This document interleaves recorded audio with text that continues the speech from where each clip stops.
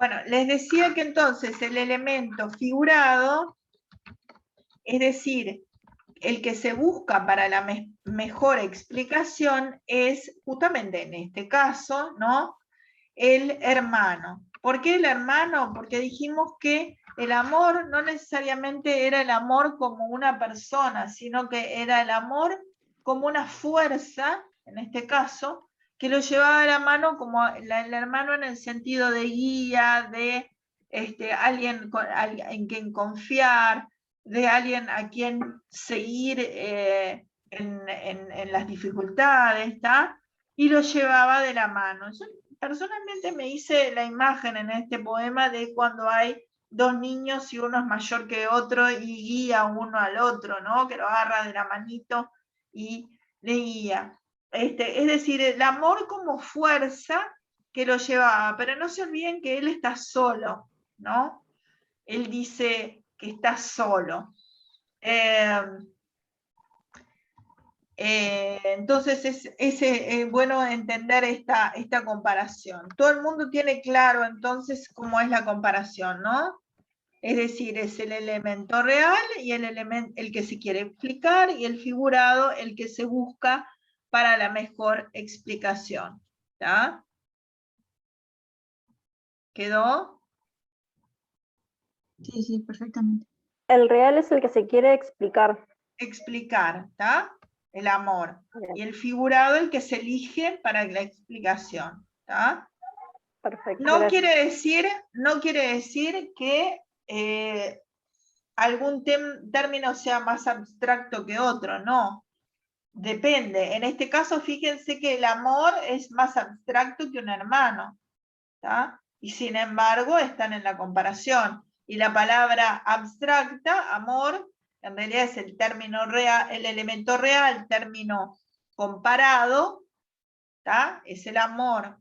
Y el hermano, el elemento que se elige para explicar mejor cómo el amor lo llevaba, ¿tá? Como una guía, como alguien en quien confiar, sería entonces el término comparante, elemento figurado. ¿Tá?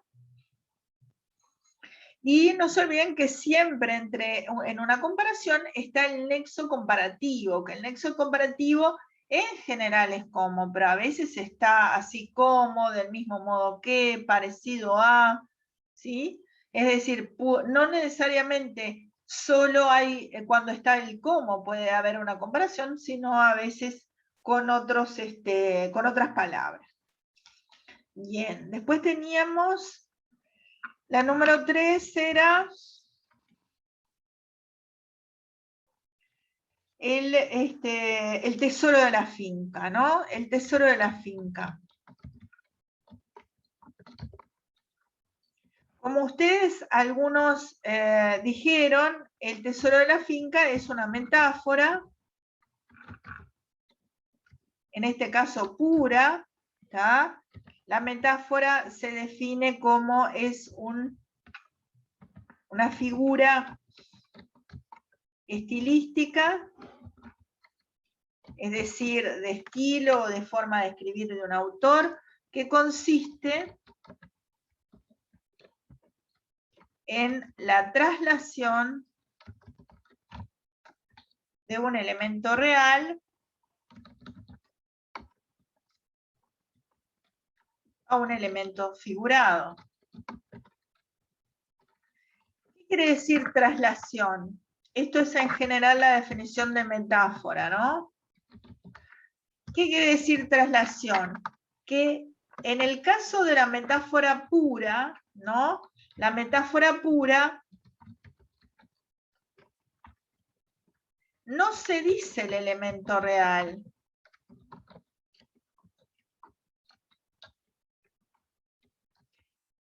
Sino que se dice solo el elemento figurado, ¿tá? Se dice solo el elemento figurado,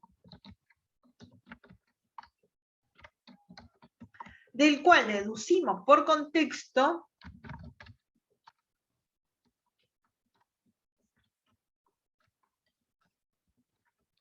lo que significa. ¿Tá? La metáfora tiene una cantidad de connotaciones, es decir, connotaciones son sugerencias que enriquecen al vocabulario y al texto. ¿Tá? Entonces, la metáfora enriquece al texto por la cantidad de connotaciones, sugerencias, ¿no es cierto?, que genera. ¿Ah? Fíjense, en este caso hay dos tipos de metáfora, ¿no? La pura, que es la que no tiene el elemento real y dice solo figurado, como en este caso, tesoro. Y nosotros tenemos que deducir qué es tesoro. ¿Qué es tesoro? ¿Qué connotaciones tiene? Algo valioso. Connotaciones, entonces. Valioso, ¿qué más? Lindo, Lindo, ¿qué más? brillante. Me vas a acordar de los dibujitos que abrían un tesoro y salía como luz así, luminosa. Sí, ¿qué más? Algo que puede tener valor afectivo también. Afectivo, valor afectivo. ¿Qué más? Al decir brillante, nosotros podemos decir belleza también, ¿no? Brillante en el sentido Riqueza también. riqueza, belleza, ¿no? Fíjense que un tesoro, todo el mundo lo quiere tener, ¿no? La búsqueda del tesoro, todo el mundo quiere tener el tesoro, ¿no? Es decir, algo Codiciado, entonces. algo codiciado, deseado.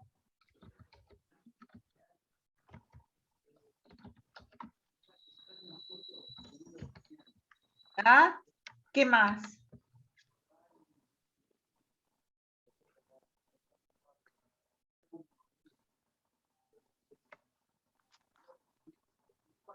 Lo más lindo, en este caso lo más atractivo,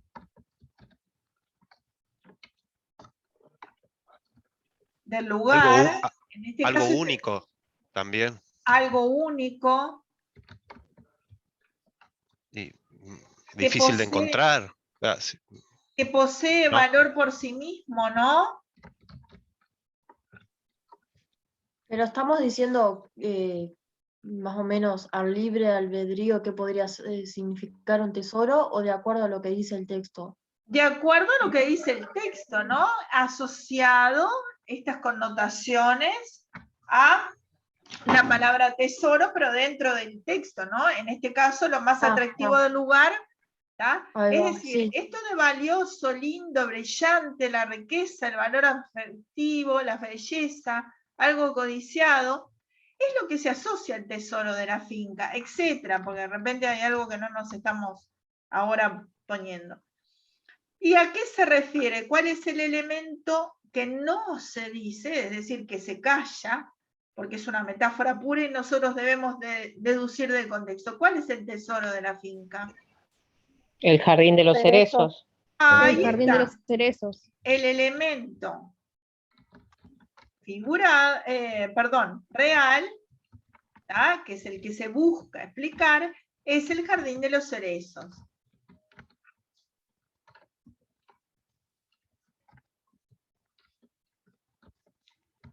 Que justamente es lo más apreciado, lo más valorado. Acá me faltó apreciado por la familia. Fíjense, entonces, la cantidad de connotaciones que trae, que si solo dijera el jardín lindo, por ejemplo, ¿no? Porque no solo trae la palabra lindo, sino todo lo demás, lo deseado, lo atractivo. Entonces, la palabra tesoro, ¿tá? Enriquece el vocabulario, como toda metáfora enriquece, y hace lo que es, él habla justamente literaria, lo que es el estilo del autor, porque justamente está enriqueciendo el vocabulario mucho más que si dijera solo una de estas connotaciones, ¿no? Es decir, el jardín lindo, el jardín brillante, ¿no? Como que embellece también el lenguaje del poema, con las figuras retóricas. Iluminado, está soleado, en este caso, etcétera. Fíjense todas las connotaciones que tiene. ¿Hay alguien que participó y no se llegó a escuchar? Yo, profe Elizabeth, que también con las metáforas y las comparaciones que embellece el lenguaje, como así si lo dijera sin ninguna connotación extra, como que no quedaría tan bello como usando estas figuras. Ahí está, perfecto. Es justamente Claro, se marca la diferencia entre denotar y connotar. Ahí está, exacto. Es decir, es el típico empleo de figuras que enriquecen el vocabulario y hacen a lo que es el texto literario, y que justamente nosotros como estudiosos de la lengua y la literatura debemos entender y debemos saber reconocer, ¿no es cierto? Es decir, y saber cuando es una metáfora pura, que es en el caso que no dice el elemento real. Y ya que estamos, más allá de estar corrigiendo, ya aprovechamos a estudiar que existe otro tipo de metáfora, que es la explícita, que es cuando están presentes tanto el elemento real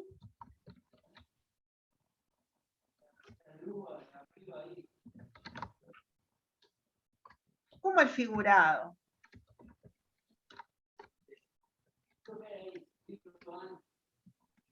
¿Está? Es el caso si dijera, que no dice, ¿no? Pero es el caso si dijera, el jardín es un tesoro, ¿no?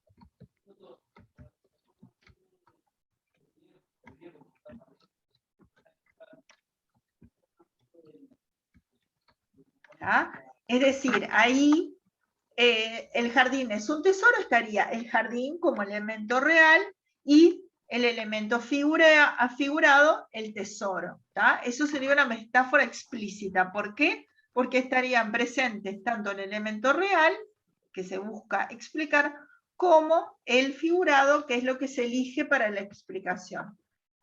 ¿Qué dicen en el chat? La palabra tesoro enriquece el texto, podría ser una figura también, por la relación de tesoro lógico.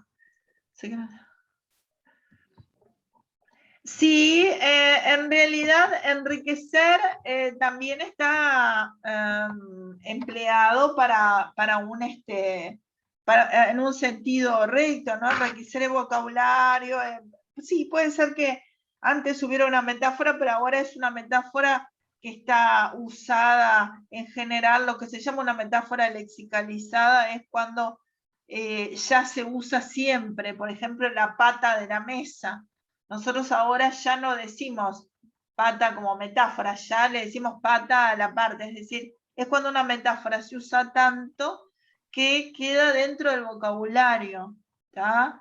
Eso es una metáfora lexicalizada, ¿tá? Y enriquecer, nosotros decimos enriquecer el idioma ya como algo casi con contenido denotativo. Está perfecto. Bien, quedó entonces esta figura clara. Después teníamos del otro texto, ¿qué figura nos va quedando? Del reloj arrinconado. Fíjense, del reloj arrinconado. Hay algo que nadie dijo. Ah, una literación puede ser. Una literación. Ahora que dice el sonido de la R, recién me di cuenta. Ahí Sí, está. ahora sonó, sí. Ahí está. Es una literación que es un recurso de repetición, ¿tá? De fonemas, ¿no?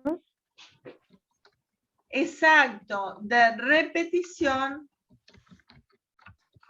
que consiste en la reiteración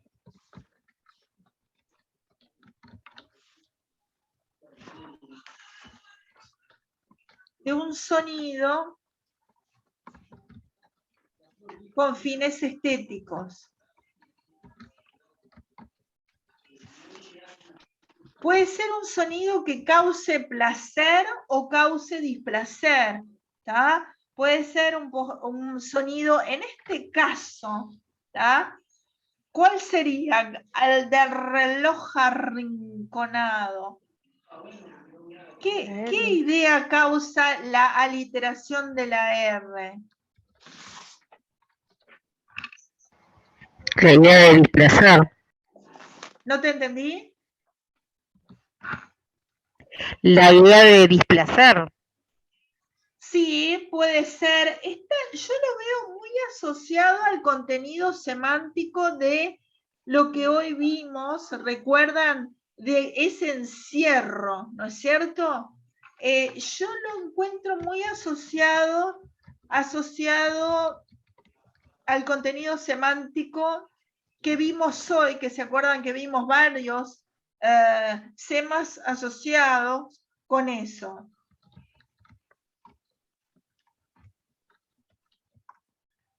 Del encierro, ¿no? Arrinconado.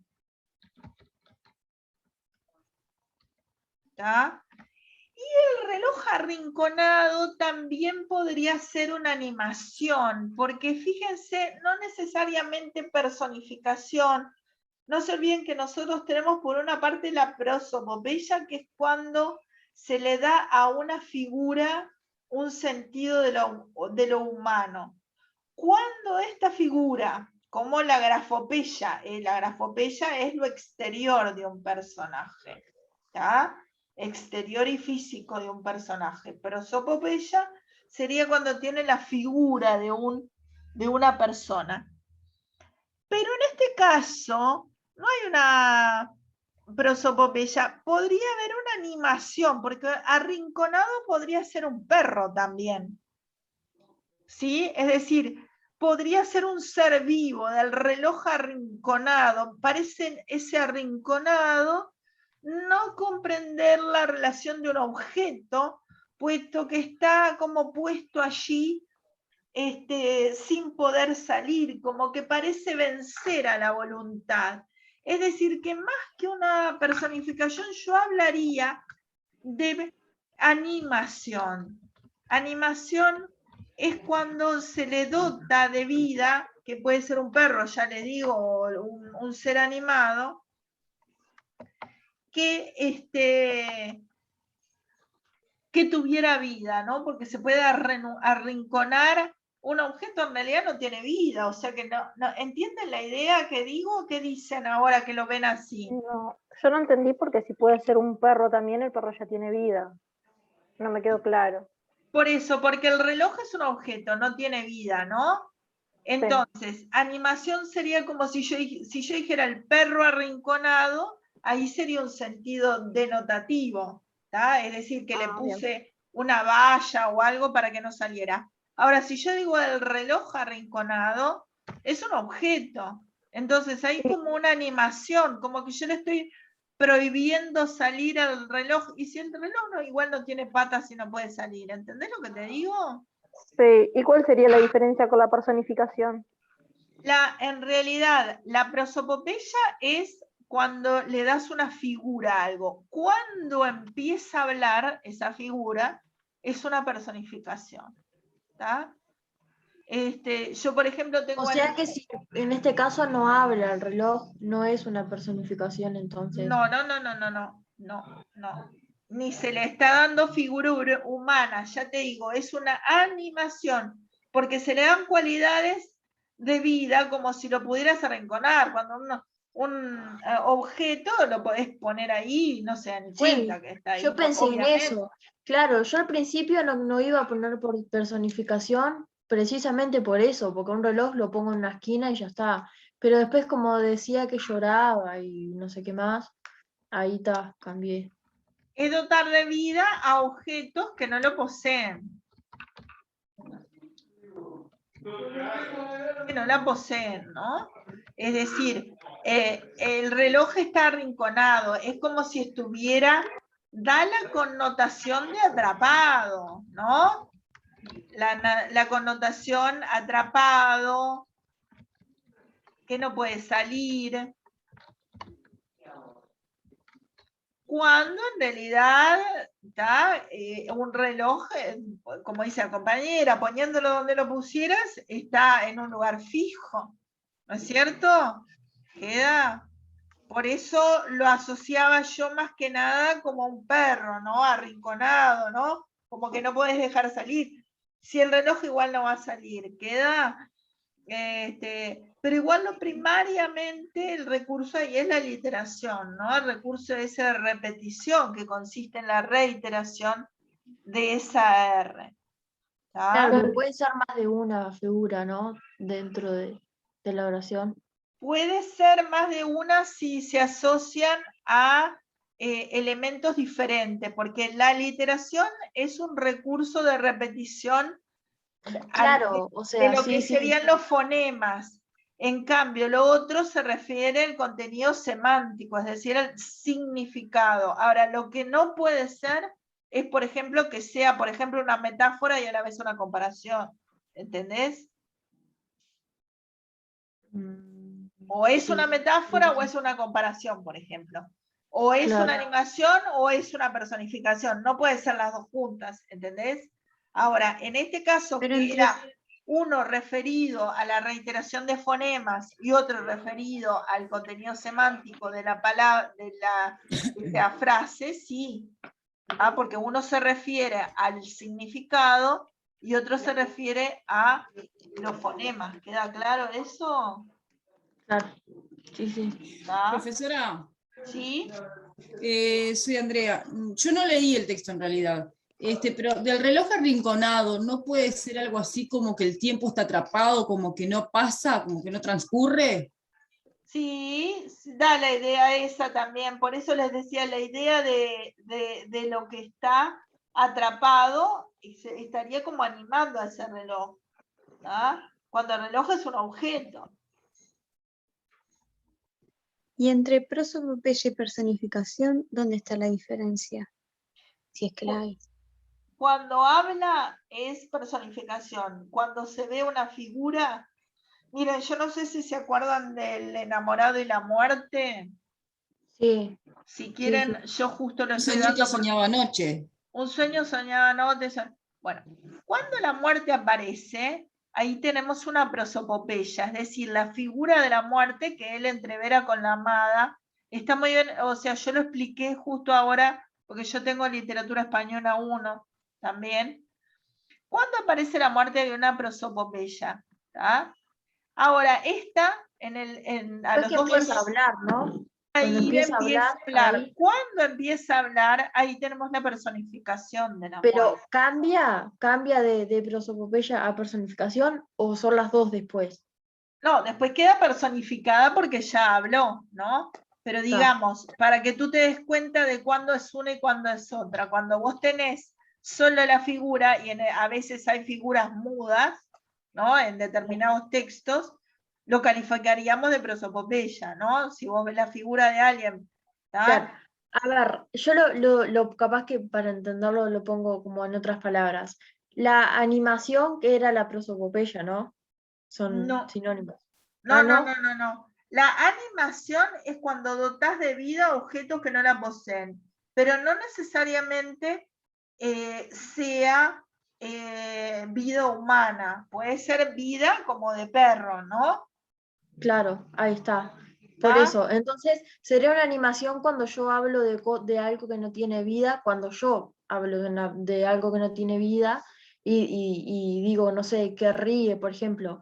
Pero cuando aparece en el texto que efectivamente como que toma la palabra ese objeto, ahí se personifica. Ahí está. Si empieza a hablar, ahí se está personificando. ¿Por qué? Porque los animales no hablan, por ejemplo, en La Bella y la Bestia, cuando están al principio, que lo dieron el otro día, la tetera hablando, Estaba pensando en eso. Estaba pensando precisamente en eso hoy. Cuando dijiste está animación. personificada, más allá de que por un hechizo quedó, está personificada, porque una tetera no puede hablar. Claro. Entonces, ahí no es una animación, sino una personificación, ¿está? Más allá que su prosopopeya, su figura no es humana, porque es una tetera. Claro. Pero ¿y ¿Viste? entonces cuál era la distinción entre animación y prosopopeya? No te entendí, ¿cómo? ¿Cuál es la diferencia entre animación y prosopopeya? Te vuelvo a decir, animación es cuando puede ser algo que pueda tener un animal. En este caso podría ser, en vez de reloj, podría ser un perro arrinconado. Es algún animal, por ejemplo, que yo lo tengo arrinconado, que no lo dejo salir, que no lo dejo escapar. ¿Está?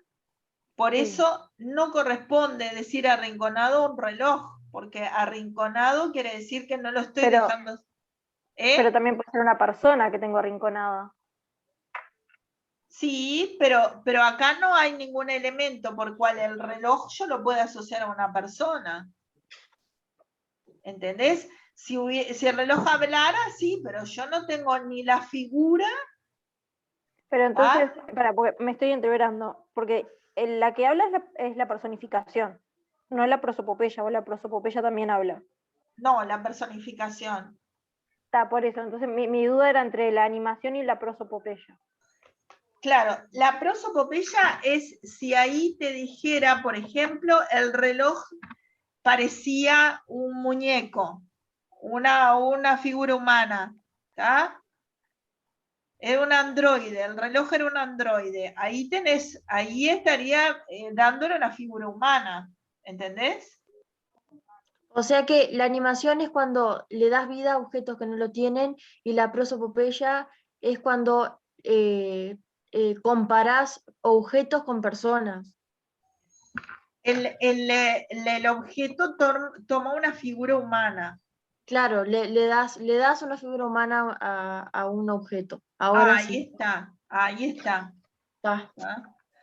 Por ejemplo, cuando en la Divina Comedia viene el león, no sé si se acuerdan, cuando dice hasta el aire se estremecía. El aire no se puede estremecer. Ahí hay una animación porque le está dando cualidades de tener miedo, ¿tá? A algo que no lo es, o sea que le está dando una cualidad de animarlo. ¿Por qué? Porque un perro también podría tener miedo, o un gato, o cualquier animal tiene miedo y por eso corren cuando vienen los predadores, ¿no es cierto? Por el sentido de instinto.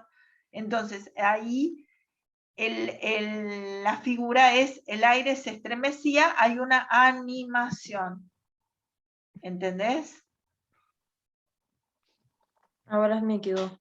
A mí me quedó, no sé a los compañeros. No sé, los compañeros. Igual, gente, vamos a ir viendo más ejemplos, vamos a ir trabajando a lo largo del curso otros textos. A mí me parece muy interesante el llevar a la práctica las ideas, ¿no? Que no les queden así volando, porque si no, no se aprende, ¿no? Cuando yo estudiaba, a mí me pasaba mucho que también, si no me lo llevaba a la práctica, uno se queda con aquella duda, ¿no?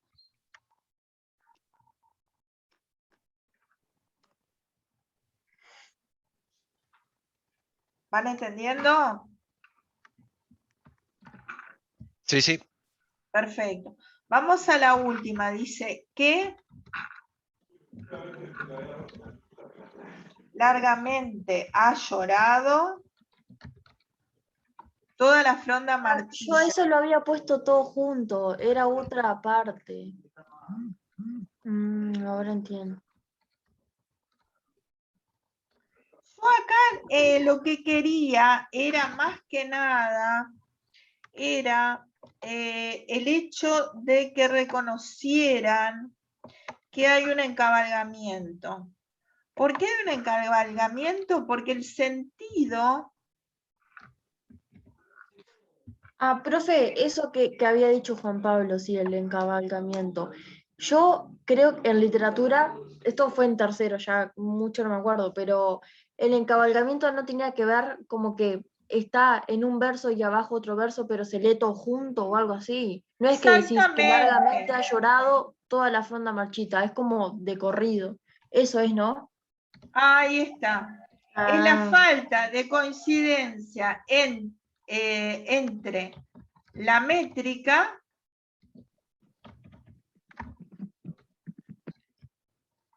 entre la unidad métrica, perdón. ¿Cuál es la unidad métrica? El verso, ¿no es cierto? El verso y la unidad semántica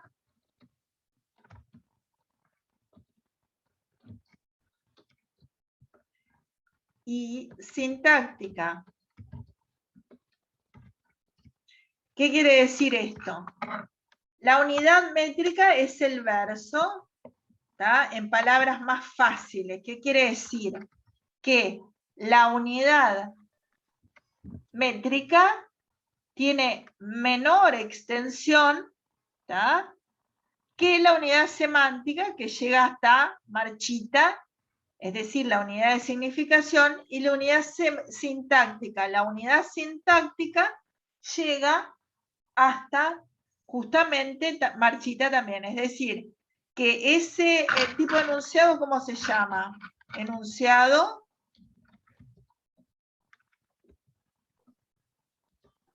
es un enunciado exclamativo, ¿no es cierto? ¿Ah? Que el enunciado exclamativo siempre lo que nos indica es la emoción, ¿tá? Lo que en la oralidad sería levantar el tono, nosotros en la escritura lo vemos con esos signos de exclamación. Qué largamente ha llorado toda la fronda marchita, ¿no? Es decir, el encabalgamiento es la falta de coincidencia entre unidad métrica, el verso, y la unidad semántica y sintáctica. Es decir, sigue en el otro verso el contenido que comenzó en el primer verso. ¿Queda? ¿Tá? El sentido, para decirlo de forma más fácil, el sentido de un verso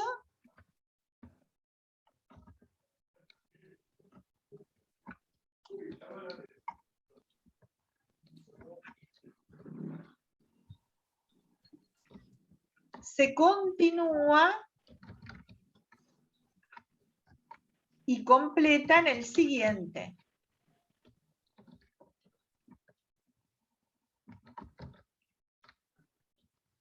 ¿Tá? Es decir, la unidad semántica es de significado, la unidad sintáctica es cómo están unidas las palabras, ¿tá? Entonces, esa fronda marchita, es decir, esos árboles, ¿tá? Termina entonces la unidad ahí, en la unidad semántica, ¿tá? Tenemos dos tipos de encabalgamiento suave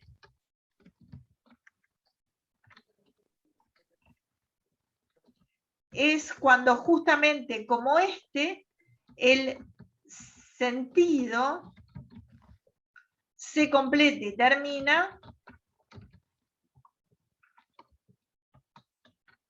al final del siguiente verso.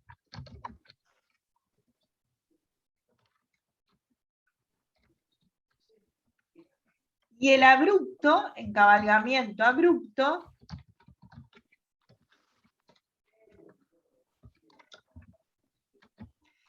es cuando se termina, supónganse que largamente ha llorado el ciprés, por ejemplo, que dijeran, y después sigue con otra cosa, ¿no?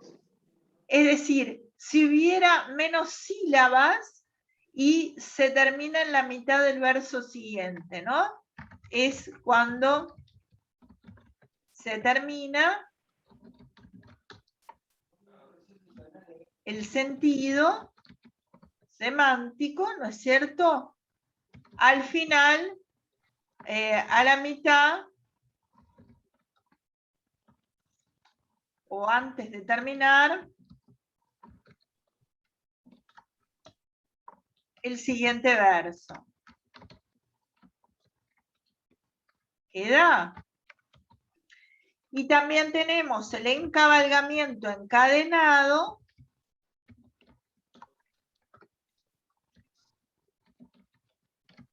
cuando se produce varios versos, más de 2, y sigue el sentido por ejemplo, toda la estrofa.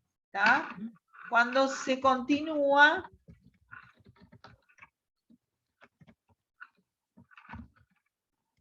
el sentido por varios versos. Bueno, está por terminar, dejamos por acá y les digo hasta la próxima y nos comunicamos por el mail, ¿sí?